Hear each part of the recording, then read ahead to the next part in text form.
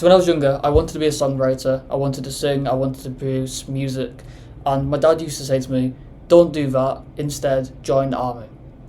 Now, because I was very emotional back then, and because I didn't understand the difference between emotions and facts, I was like, Dad, you want me to die in a war?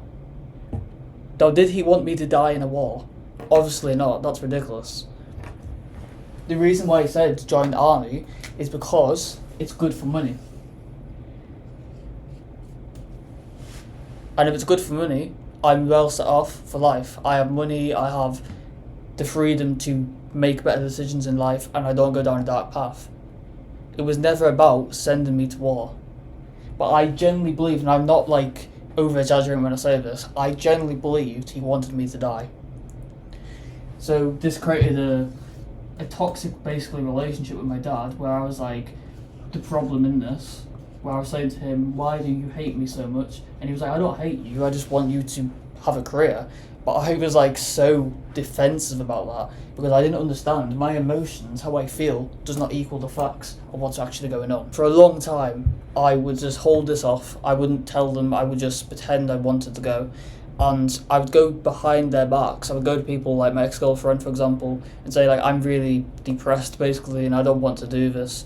And I would try to, unconsciously at least, put on the responsibility of taking action onto these people and say, that's your responsibility, when in reality it's not. They have nothing to do with my life. I had the responsibility of saying to my parents, I don't want to do this, I want to do something else, and I didn't do that. So even when I said I'm joining the army, I was still in the army cadets, and even though I wanted to leave, I was too scared to say to them, I want to leave. Imagine you're on a boat, and you fall off the boat into the water, so into the sea, and you're like swimming through the sea.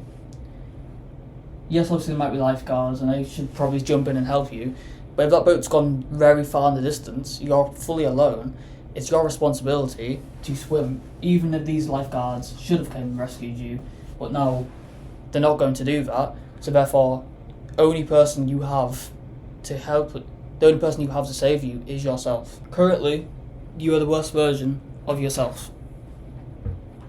Now this is very controversial, but I'll explain to you why this is actually a positive thing.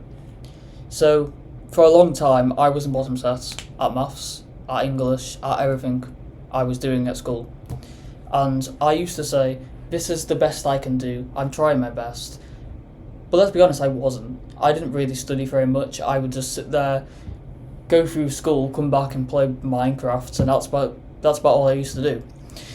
Now, was I the best version of myself? Obviously not. And I couldn't take responsibility and realise I was not the best version of myself.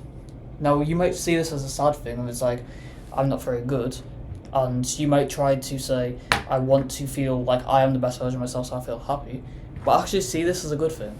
Because, for example, right now, I'm recording this video, I feel better than before, but I still feel a bit nervous, and that's okay.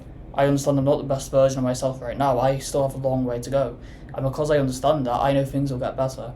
And as things get better, I can then record better videos, I can then speak better in public, and that's a way better version of looking at the situation than this is the best I'll ever be, yes, goodbye.